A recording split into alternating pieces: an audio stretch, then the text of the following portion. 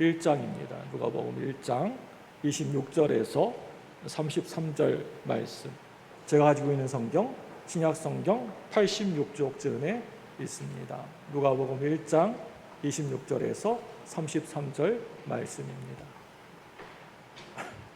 누가복음 1장 26절에서 33절 말씀입니다. 한 절씩 교독합니다. 제가 먼저 26절 먼저 읽습니다. 여섯째 달에 천사 가브리엘이 하나님의 보내심을 받아 갈릴리 나사렛이란 동네에 가서 다윗의 자손 요셉이라 하는 사람과 약혼한 처녀에게 이르니 그 처녀의 이름은 마리아라. 그에게 들어가 이르되 은혜를 받은 자여 평안할지어다 주께서 너와 함께 하시도다 하니 처녀가 그 말을 듣고 놀라 이런 인사가 어찌함인가 생각하매 천사가 이르되 마리아여 무서워하지 말라 네가 하나님께 은혜를 입었느니라. 보라 내가 잉태하여 아들을 낳으리니 그 이름을 예수라 하라. 그가 큰 자가 되고 지극히 높으신 이의 아들이라 일컬어질 것이요 주 하나님께서 그 조상 다윗의 왕위를 그에게 주시리니 영원히 야곱의 집을 왕으로 다스리실 것이며 그 나라가 무궁하리라. 아멘. 할렐루야. 우리 잘 나오셨습니다. 우리 옆에 분 바라보시면서 인사하겠습니다. 잘 나오셨습니다. 네. 자, 또 인사하겠습니다. 오늘 은혜 많이 받고 돌아가십시오. 네. 네. 오늘 잘 나오신 여러분들에게 하나님의 그러한 은혜와 축복과 사랑이 여러분의 삶 가운데 충만하시기를 축원합니다. 우리 모두가 이 시간 목사라고 하는 참 연약하고 부족하고 나약한 한 인간을 통하여서 오늘 이 시간에 이렇게 나와서 하나님 말씀을 듣게 됩니다. 우리가 알아들을 수 있는 그런 말로 드리려고 하다 보니까 하나님이 이 사람을 세워가지고 말씀을 이렇게 전하는 것입니다. 그런데 중요한 것은 말씀을 들으면서 우리 각자가 마음속에 하나님의 말씀을 우리 마음속에 담을 수 있어야 된다라고 하는 사실입니다. 아, 이 말씀은 나를 위해서 주시는 하나님의 음성이구나. 하나님의 말씀이구나. 이렇게 말씀을 들을 수 있어야지만 오늘 이 설교가 우리의 영혼을 다시 소생시키는 것이고 그 말씀이 우리의 어두워진 이 눈을 밝게 하는 것이고 우리 아프고 또 지치고 병든 곳을 치유할 수 있게 되는 것입니다. 오늘 이렇게 선포되어진 설교 말씀을 하나님의 음성으로 우리가 듣기 위해서는 성령님께서 우리들을 강력하게 붙잡아 주셔야 되는 것이고 또 도와주셔야 되는 것입니다. 우리가 열심히 노력을 한다고 해서 또 아니면 또 마음을 내가 오늘 설교 말씀을 잘 들어야지 말씀을 참 잘 경청해야지 라고 이렇게 굳게 먹는다고 해서 되는 것이 절대 아닙니다. 그렇기 때문에 여러분 오늘 이 말씀을 여러분들이 들으시면서 성령님 내 영의 귀를 이 시간 활짝 열어주셔서 하나님의 음성을 이 시간 듣게 하여 주옵소서라고 기도하시면서 오늘 이 말씀을 들으시길 바랍니다. 그럴 때 하나님께서 여러분들에게 크신 은혜를 부어주실 줄로 믿습니다. 우리가 지금 참으로 참 힘든 시대를 힘든 그러한 삶을 살아가고 있지 않습니까? 사방을 둘러봐도 참으로 어려운 때를 우리가 살아가고 있지 않습니까? 여러분 이런 때일수록 우리는 더욱더 하나님의 음성을 듣는 귀를 가져야 됩니다. 제가 정말 여러분께 정말 바라기는 오늘 말씀이 그냥 한 인간이 앞에 서가지고 떠들어대는 그런 설교로서 끝나버리는 그런 시간이 되지 않았으면 여러분 정말 좋겠습니다. 얼마 전에 저는 말씀을 읽다가 특별히 오늘 본문의 말씀인 이 누가복음 1장 말씀을 읽다가 천사 가브리엘이 나사렛이라고 하는 작은 시골에 사는 처녀 마리아에게 찾아가서 이 마리아에게 복된 은혜의 소식을 전했던 이 내용의 말씀을 보고 그동안 숱하게 많이 누가복음 1장 말씀을 읽어봤지만 읽었던 말씀이었는데 그날따라 새삼스럽게 감동을 받은 적이 있습니다. 그래서 오늘 여러분에게 설교로 해야 되겠다라고 이렇게 작정을 하고 이렇게 말씀을 전하고 있습니다. 오늘 말씀 누가복음 1장 말씀을 보시면 천사가 와서 이 처녀에게 찾아와서 뭐라고 하고 있습니까? 오늘 읽었던 우리 누가복음 1장 28절 말씀입니다. 우리 1장 28절 화면을 보고 우리 다 같이 읽습니다. 시작. 그에게 들어가 이르되 은혜를 받은 자여 평안할지어다. 주께서 너와 함께 하시도다 하니. 네, 여러분 이 말씀에서 우리가 유심히 자세히 우리가 집중해서 봐야 될 그런 구절이 있습니다. 은혜를 받은 자여 평안할지어다 라는 말씀인데요. 여러분 이 구절을 킹 제임스 버전 KJV와 같은 영어 성경에서는 어떻게 해석을 하고 있냐면 이 말씀을 은혜를 크게 받은 자여 평안할지어다 라고 그렇게 번역하고 있는 것을 보게 됩니다. 크게라고 하는 말을 이 말씀에 붙여서 은혜를 좀 더 강조하고 있는 것을 볼 수가 있습니다. 그런데 이 말씀을 이렇게 어떻게 번역을 하든지 간에 천사가 나타나서 이 마리아에게 와가지고 뭐라고 하고 있습니까? 은혜를 받은 자여 평안할지어다. 주께서 너와 함께 하시도다 라고 했다는 점에서는 크게 어떤 성경에 어떤 버전의 성경을 읽어도 다 변함이 없다는 겁니다. 저는 이러한 대단한 말씀을 읽으면서 이런 생각을 속으로 해보았습니다. 크고 영화로우신 하나님, 온 우주에 가득 충만하신 하나님, 너무나 광대하셔서 작은 것에는 하나도 눈에 안 들어올 것 같은 그 하나님이 그 당시에 나사렛이라고 하는 너무나 작고 작은 그런 시골 마을에 살고 있는 아주 평범한 처녀에게 찾아와서 내가 너와 함께 할 것이다, 평안할지어다 라고 말씀을 하시는 것은 어떻게 보면 지금까지 우리가 알고 있는 하나님답지가 않다라고 하는 그런 생각이 들기도 했습니다. 그만큼 위대하시고 또 크시고 놀라우신 분이시라고 한다면 상대하는 사람도 좀 체면이 서는 사람을 상대하셔야 될 것 같아 보이는데 저 시골 구석에 아주 변두리에 처박혀 있는 정말 보잘것도 없는 어떤 이름 없는 한 처녀에게 찾아와서 그와 함께 하시겠다, 너와 늘 함께 있겠다 라고 말씀하셔서 이 구절을 읽으면서 이 말씀을 읽으면서 좀 의아스럽게 이상하게 생각이 되었습니다. 그래서 저는 그날따라서 오늘 우리가 함께 읽었던 이 말씀을 읽어보면서 이거 보통 이야기가 아니구나. 그동안에는 그냥 슬쩍 천사가 나타나서 이런 일이 있었구나 하고 그냥 아무 생각 없이 넘어갔던 그런 구절의 말씀이었는데 이거 보통 일이 아니구나. 그런 이야기가 평범한 이야기가 아니구나 라고 하는 생각이 강하게 들게 되었습니다. 요즘이야 마리아가 예수님을 낳았다라고 하는 그 이유 때문에 온 세계 여성들이 사람들이 추앙하는 대단한 인물이 되었지 않았습니까? 그동안 지난 2000년 동안에 여성들 중에서 가장 위대한 명예를 누린 사람을 한 사람 딱 꼽으라고 한다면 누구나 다 이 마리아라는 사람을 꼽을 수 있을 것입니다. 이 세상에서 이 마리아를 따라가는 여성은 그 누구 아무도 없습니다. 마리아를 너무나 추앙하다 보니까 많은 사람들이 자기 이름을 마리아로 정해놓고 자기도 마리아라고 우쭐거리면서 살 정도입니다. 그래서 이 마리아라고 하는 이름이 자꾸만 많이 사람들에게 사용되다 보니까 마리아에서 좀 약간 달라진 변형된 비슷한 이름들만 하더라도 거의 20가지 이상이 넘는다고 합니다. 여러분 마리아, 또 마리, 미리암 이런 것들이 다 마리아라고 하는 이름에서 변형된 것들입니다. 그리고 이 남자들도 여자들만 좋아하는 것이 아니라 남자들도 이 마리아라는 이름을 너무나 좋아해서 어떻게 하면 마리아를 남자 이름으로 쓸 수 있을까라고 생각하다가 나중에는 결국에는 이름을 약간씩 좀 바꾸었습니다. 이 마리아라고 할 수 없으니까 남자들이 뭘로 바꾸었냐면 마리오, 마리온 이런 식으로 말입니다.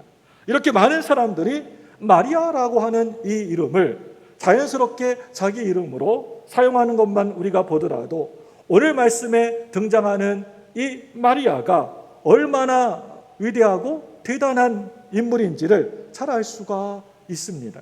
그런데 사실은 마리아라고 하는 이 이름은 원래는 그 이름의 의미가 그렇게 좋지 않은 이름입니다. 이 마리아는 그 이름의 뜻이 뭔지 아십니까? 원래 원문에 들어가니까 이 마리아라는 그 이름의 뜻은 비통, 슬픔, 고난이라고 하는 의미를 가지고 있습니다. 좀 부정적인 의미의 이름입니다. 그러니까 그 의미만 똑 떼어서 보게 되면 그렇게 매력을 느낄 만한 이름이 절대 아니라고 하는 것입니다. 그런데 그럼에도 불구하고 마리아라고 하는 이 이름이 이토록 하늘의 별처럼 반짝반짝 빛나게 된 것은 이 마리아라고 하는 처녀가 바로 예수님을 낳았다라고 하는 이 사실 때문입니다.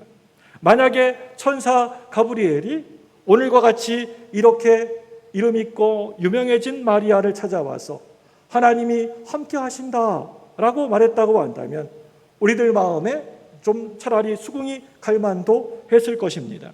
그런데 천사 가브리엘이 처음 나사렛이라는 동네에 찾아와서 마리아를 만날 그 당시에 이 마리아가 얼마나 보잘것없는 존재였습니까? 우리 누가복음 1장 48절 말씀입니다. 우리 같이 읽습니다. 화면을 보고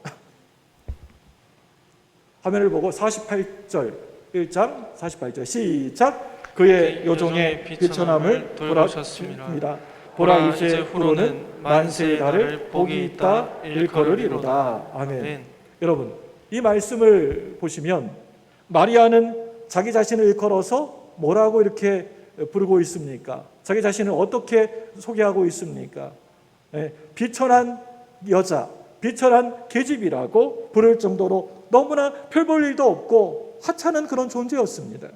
동네 사람들에게조차 그 존재가 너무나 미미했던, 마리아라는 이름 얘기해도 그 여인이 누군지도 모를 정도로 아주 미미했던 평범한 처녀에 지나지 않았습니다.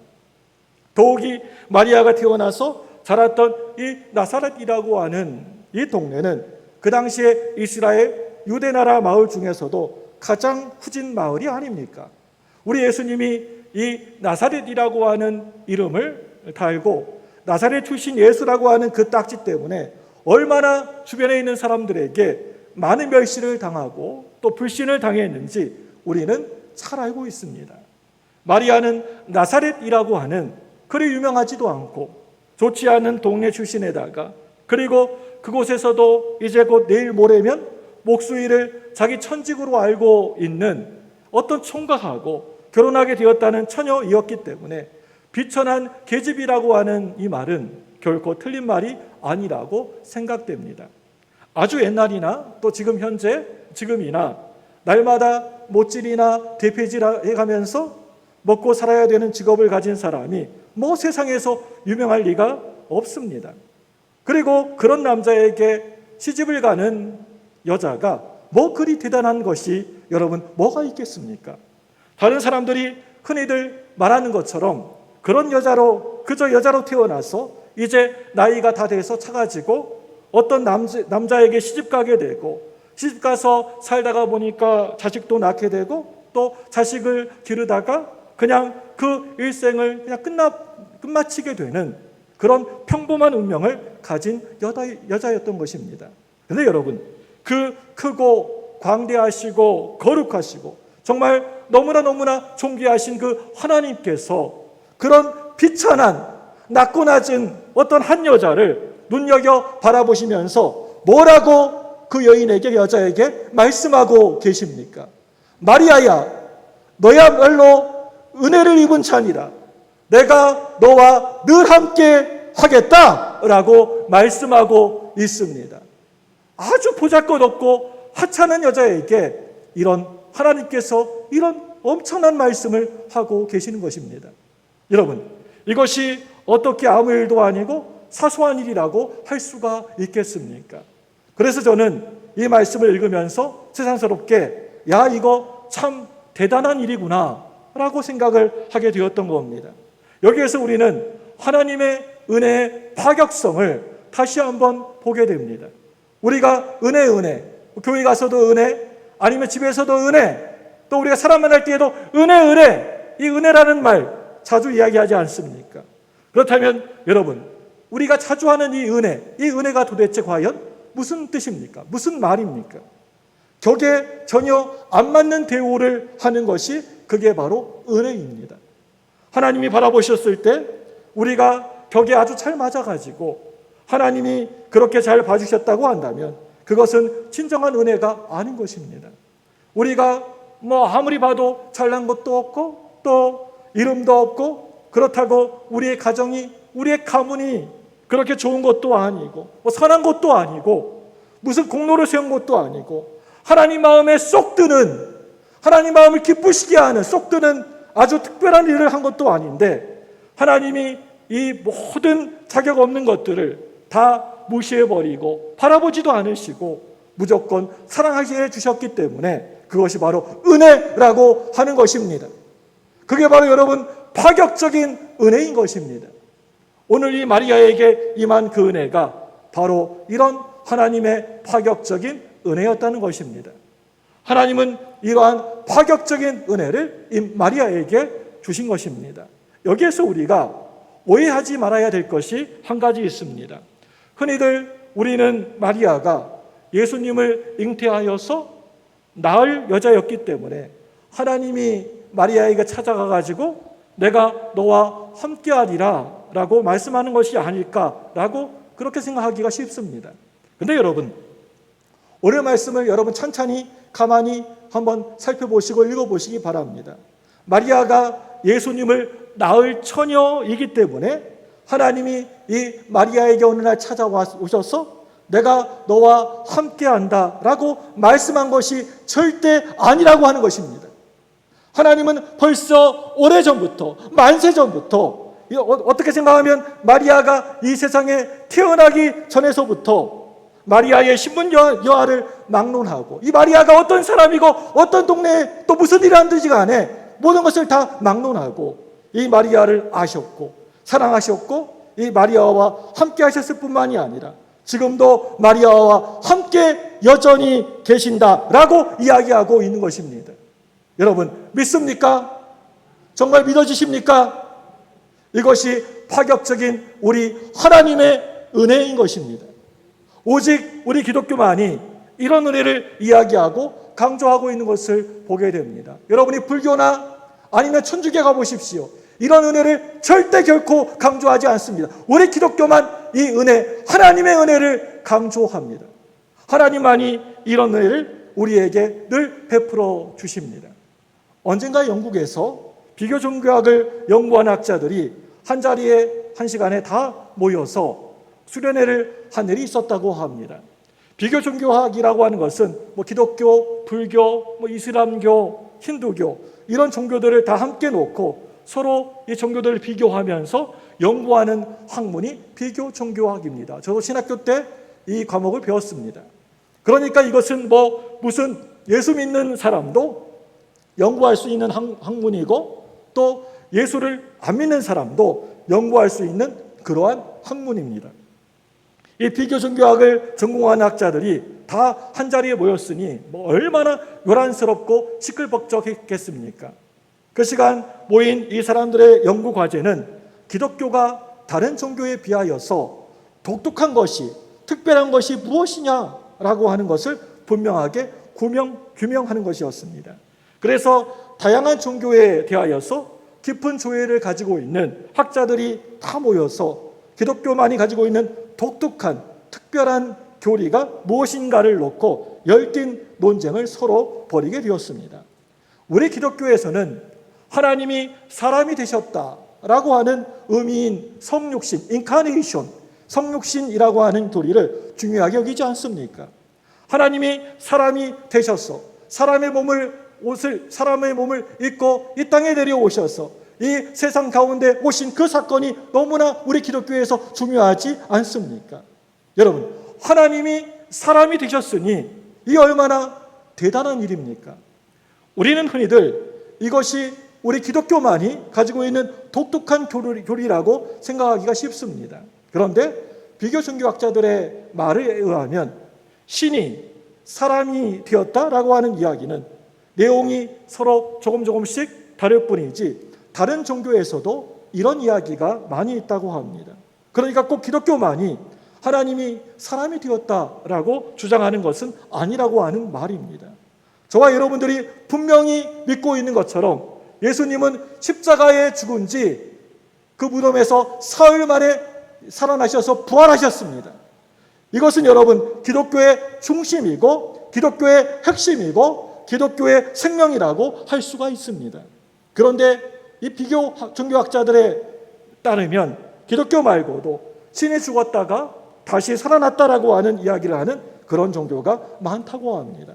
그러니까 이러한 부활의 종교, 부활의 교리 역시 우리 기독교만 가지고 있는 교리라고 볼 수 없다는 말입니다.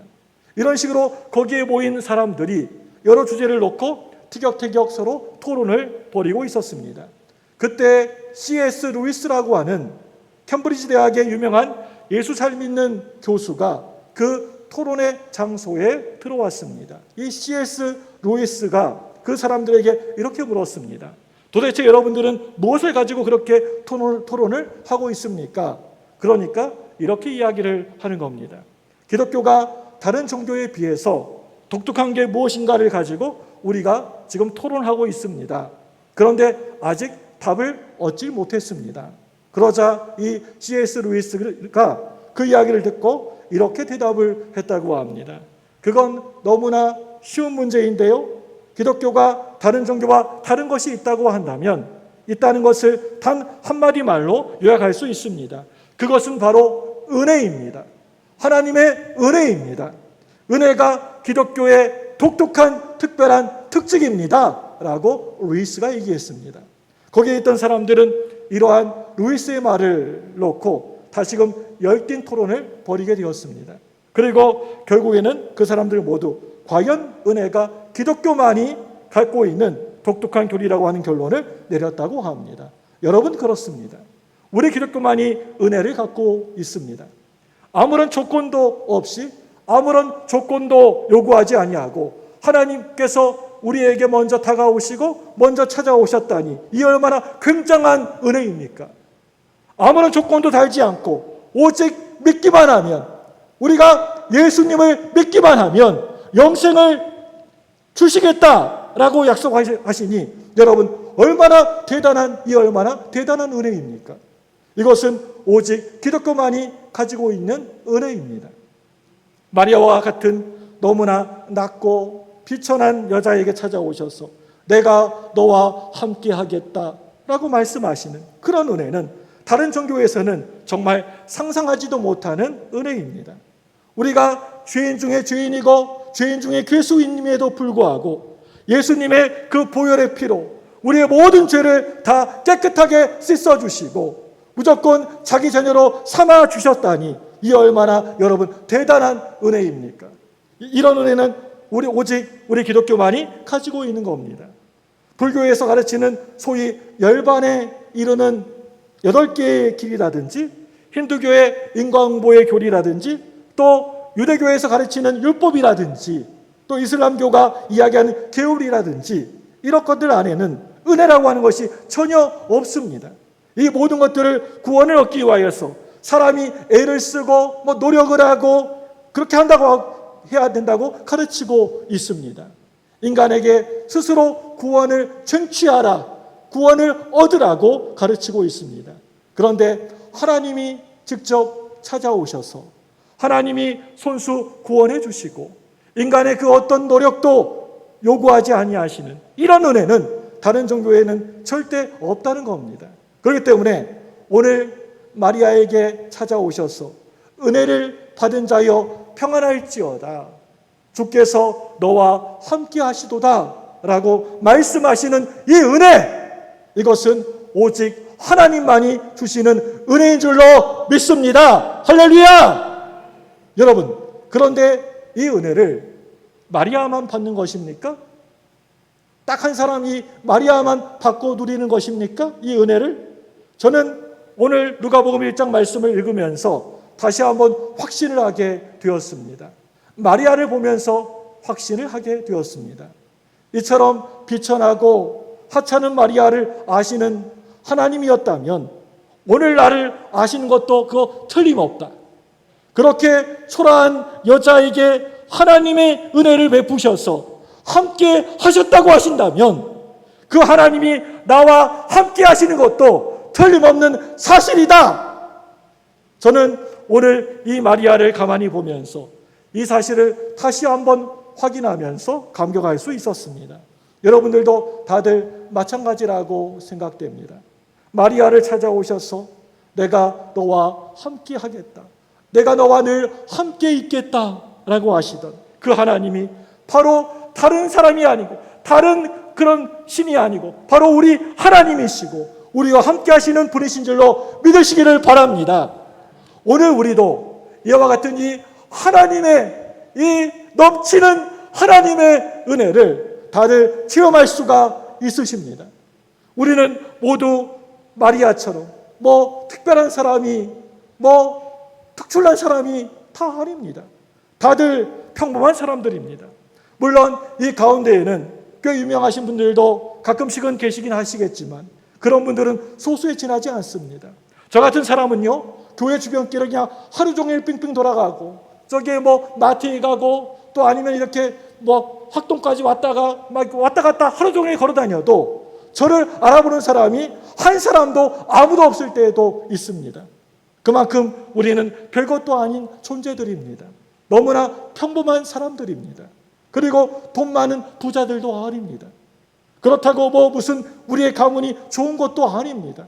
아무리 보아도 그리 잘난 것도 별로 없는 사람들입니다. 우리는 하나 제대로 내놓을 것이 하나도 없는 그런 사람들입니다. 그런데 그럼에도 불구하고 하나님은 지금도 나를 찾아오셔서 또 내 곁에 계시고 이렇게 말씀하십니다. 내가 너와 함께 한다.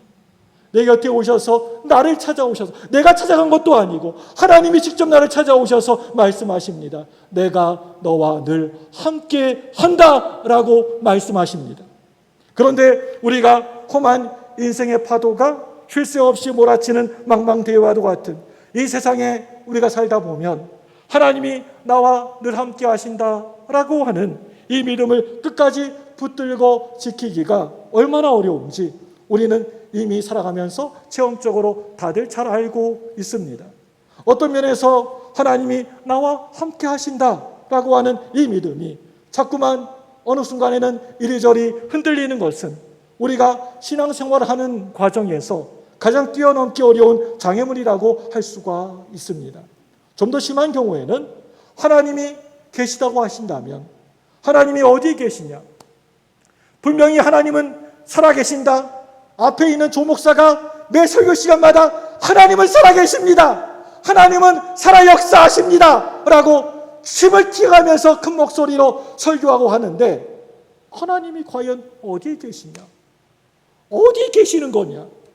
하나님이 정말 살아계신다고 한다면 이런 일이 왜 나한테 일어날 수가 있는가? 왜 내가 이렇게 아프고 사업이 망하고 우리 가정에 어려움이 있고 왜 나에게 힘든 일이 있느냐? 라고 하나님의 존재 자체를 성도리체 부인할 정도로 절박한 상황을 만날 때에도 우리가 살아가면서 있습니다. 하나님이 계시냐 안 계시냐를 가지고 의심하는 판국에 하나님이 오늘 이 마리아에게 했던 말처럼 하나님이 나와 함께 하신다라고 하는 말씀이 전혀 아무런 도움이 안 되는 것입니다. 우리한테. 그만큼 이 세상이 참으로 험하고 어렵기 때문에 어제는 분명히 하나님이 나와 함께 하셔, 하나님이 나와 함께 하시고 나에게 힘을 주시고 나의 길을 인도하여 주시오 라고 하면서 펄펄 뛰고 힘을 내다가 그런데 오늘은 그 말씀 믿기가 힘들어. 하나님이 계셔, 하나님 나와 함께 하신다는데 그게 무슨 말이야 라고 하면서 믿기가 힘들다라고 생각을 가질 때에도 우리가 살면서 많이 있다는 말입니다. 그 옛날에 선지자들도 이런 시험에 빠진 일이 있었습니다. 또 우리의 믿음의 선배들도 이런 시험에 빠질 때가 있었습니다. 제가 잘 아는 몇 분도 아무 일도 없고 평안할 때에는, 모든 일들이 잘 되고 가족들이 평안하고 자식들이 평안할 때에는 그렇게 예수님 위해서 살고 늘 예수님 사랑합니다, 예수님 위해 살겠습니다 하면서 막 눈물 뿌리면서 그렇게 열심히 믿음 생활하고 그렇게 열심히 예수님을 잘 섬기다가도 감당할 수 없는 어느 날 아주 힘든 일, 어려운 고통의 수렁 가운데 빠지게 되니까 하나님이 나와 함께 하신다라고 하는 것을 부정하는 것을 본 적이 있었습니다. 이렇게 우리 모두는 너무나 연약한 인간이기 때문에 하나님이 나와 함께 하신다고 한다면 어떻게 우리에게 이런 일이 있을 수가 있느냐, 어떻게 나에게 이런 어려운 일이 당할 수가 있느냐라고 하는 믿음의 혼란을 겪을 수가 있는 것입니다. 물론 우리가 세상을 한평생 살아가다 보면 어떤 때는 내가 잘못해서 화를 자초하는 경우도 많이 있습니다. 내가 게을러가지고 어려움을 당할 때도 있고 또 내가 또 젊어서 함부로 살다가 나이가 들어서 고생하는 경우도 있습니다. 어떤 때에는 예수 잘 믿고 하나님 말씀대로 살았으면 절대 일어나지 않았을 일을 내 머리만 믿고 내 젊음만 혈기만 믿고 건방지게 막 까부러대다가 결국에는 화를 당하는 경우도 많이 있습니다. 그런데 우리가 당하는 이 모든 고통이 내가 뭔가를 잘못해가지고 당하게 되는 것은 절대 결코 아니라고 하는 것입니다. 어떻게 보면 내가 잘못해가지고 당하는 것은 전체의 20% 정도도 안 되는 것 같습니다. 거의 대부분의 경우에는 내가 아니고 다른 사람이 잘못하여서 내가 몽땅 뒤집어 쓰는 경우가 많습니다. 억울한 일을 당하는 경우가 너무나 많습니다. 우리나라가 지금 코로나라고 하는 이상한 괴물이 나타나서 엄청난 괴로움을, 고통을 겪고 있지 않습니까? 우리는 일 때문에 굉장히 힘든 것이 사실입니다. 이와 같은 어려운 상황은 대부분 내가 잘못해가지고 내가 뭔가를 실수해가지고 겪게 되는, 당하는 것이 그런 일이 결코 아닙니다. 나하고는 전혀 상관없이 당하는 어려움이 너무나 많다는 것입니다. 이럴 때 우리 마음에 막 화가 치밀어 오릅니다. 막 분노가 막 생기게 됩니다. 사업도 잃어버리고 가정도 깨어져 버리고 그동안 모아놨던 돈도 다 날려버리고 고민하다가 나중에는 몸에 병까지 들어버린 사람들을 가만히 생각해 보시기 바랍니다. 하나님이 정말 나와 함께 하신다면, 하나님이 내 곁에서 나와 함께 하시고 역사해 주신다면 어떻게 이런 일이 나에게 있을 수가 있느냐라고 하는 말을 안 하겠습니까? 내가 잘못해가지고 내가 죄를 지어가지고 실수해서 일어난 일이라고 한다면 하나님 앞에 나와 회개라도 하겠지만, 내가 그렇게 열심히 성실하게 하려고 노력했고 지금까지 하나님 앞에 믿음으로 살겠다고 예를 쓰면서 사업하고 예를 쓰면서 장사하고 일하고 예를 쓰면서 직장에 열심히 다녔는데 이게 무슨 꼴인가? 하나님이 나와 함께 하신다면 어떻게 나에게 이런 일이 있을 수가 있단 말인가? 왜 이 어려운 일을 하나님이 미리 막아주지 않았는가? 하나님이 나와 함께 하신다면 미리 나에게 경고라도 해주셔야 할 것이 아닌가? 그런데 잠잠하면서 내가 너와 함께 하겠다, 내가 너와 늘 영원토록 함께 해주겠다라고 한다고 하니 그게 무슨 의미가 있는가라고 하는 이런 원망을 하지 않을 수 있겠습니까? 누구나 다 그런 시험에 빠질 수가 있다는 것입니다. 그래서 여러분, 엄연한 사실입니다. 여러분들 가운데서도 아마 이런 시험에 빠져보신 분들이 계실지도 모르겠습니다. 그런데 오늘 하나님께서 여러분에게 말씀하는 것이 있습니다. 그게 무엇입니까? 그럼에도 불구하고 나는 너와 함께 있을 것이다. 나는 너와 늘 함께 한다. 여러분, 이것을 여러분이 의심 없이 믿으셔야 됩니다. 믿으시기를 바랍니다. 하나님은 사람들이 많이들 말하는 운명이라고 말하는 모든 것까지도 통제하시고 지배하시는 전능하신 만유의 하나님이신 줄로 믿습니다. 우리의 머리털, 이 수많은 머리털까지도 일일이 다 하나 세신다라고 말씀하고 계십니다. 그리고 참새 한 마리도 하나님의 허락 없이는 절대로 땅에 밑으로 떨어지지 않는다고 분명히 말씀하고 계십니다. 그만큼 하나님은 모든 만물을, 우주 만물을, 이 세상을 통제하고 계시고 이 만물 가운데 일어나는 모든 움직임 하나하나까지도 다 간섭하고 계신다라고 하는 말입니다. 이 하나님이 지금 나와 늘 함께 하신다라고 하시는 것입니다. 얼마나 감격스럽고 얼마나 힘이 되시는 말씀입니까? 그렇다면 나에게 일어난 고통을 하나님은 전혀 모르고 계셨을까요? 절대 그러실 리가 없으십니다. 하나님은 절대 그런 분이 아니십니다. 하루아침에 갑작스럽게 불어닥친 이 어려움을 하나님이 전혀 아무것도 모르고 계셨을까요? 아닙니다. 하나님은 다 알고 계십니다. 모든 것을 다 알고 계십니다. 여러분의 일거수일투족을 다 알고 계시는 분이십니다. 그렇다면 왜 나에게 이와 같은 일이 일어나는 것입니까? 하나님이 계시고 또 이 모든 일들을 다 알고 계신다고 하신다면 왜 이런 일이 나에게, 우리 가족에게, 나에게, 우리들에게 일어나게 되는 것입니까? 여러분, 대답은 너무나 간단합니다. 바로 이 모든 것을 다 하나님이 허락하셨기 때문입니다. 허락해 주셨기 때문에 그러한 일이 나에게 일어나는 것입니다. 여러분, 이것을 여러분이 믿음으로 받아들일 수 있으십니까? 아멘하고 믿음으로 받을 수 있으십니까? 하나님은 우리 입에 쓴 것이라도, 안 좋은 것이라도 우리에게 그것이 너에게 좋다 하면, 유익하다라고 한다면 그렇게 판단하시면 허락하십니다. 이게 바로 하나님의 방법, 뜻이라고 하는 것입니다. 그래서 성경을 보면 모든 것이 합력하여서 선을 이룬다라고 하는 말씀이 있습니다. 하나님이 판단하셨을 때 이 좁고 험한 길을 걸어가는 것이 결과적으로 나에게 선이 되고 하나님에게 영광이 되는 것이라고 판단하시면 그 결말을 다 알고 계시는 하나님께서, 그 끝을, 마지막을 다 알고 계시는 하나님께서 아무 말씀도 하지 않으시고 나를 그냥 가차없이 그 길로 밀어 넣어버리십니다.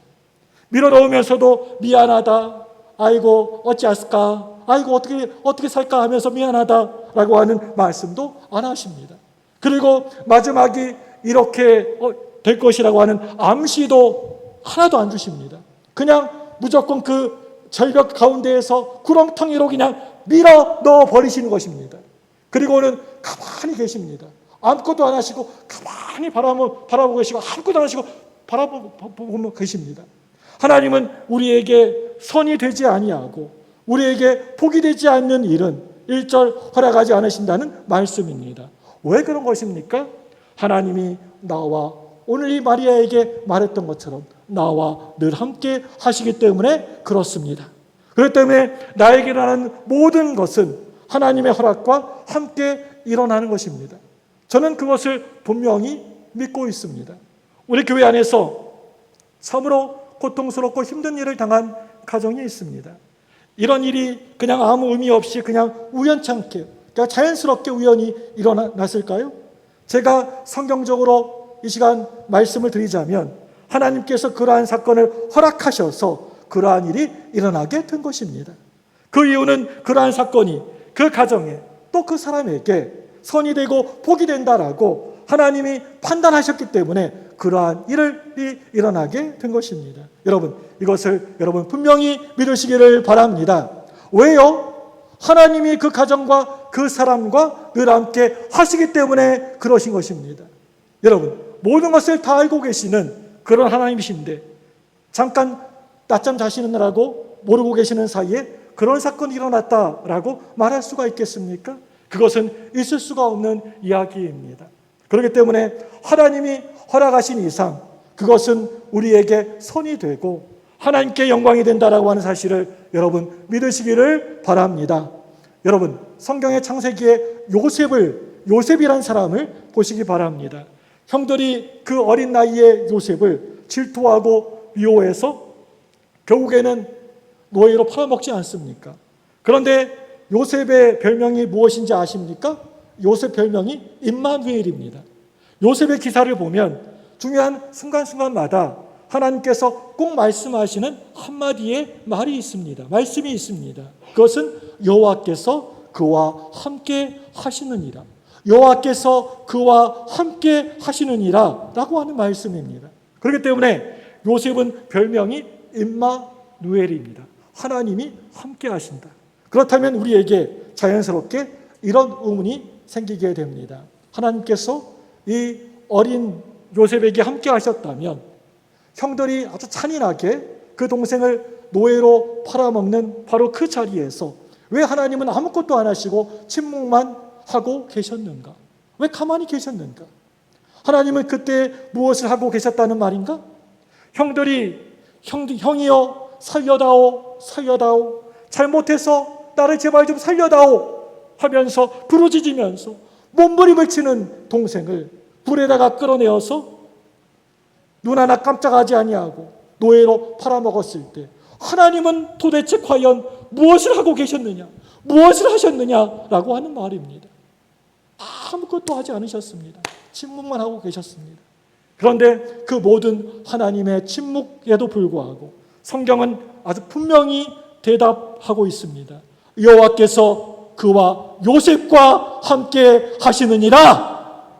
하나님은 요셉에게 한마디의 말도 하지 않으셨습니다.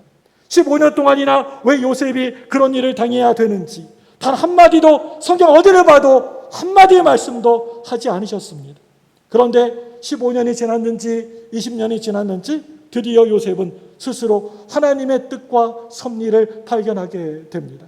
요셉은 아하, 하나님이 나에게 이 잔인하고 피눈물을 쏟지 아니할 수 없는 이런 고통을 허락하신 그 이유가 바로 여기에 있었구나.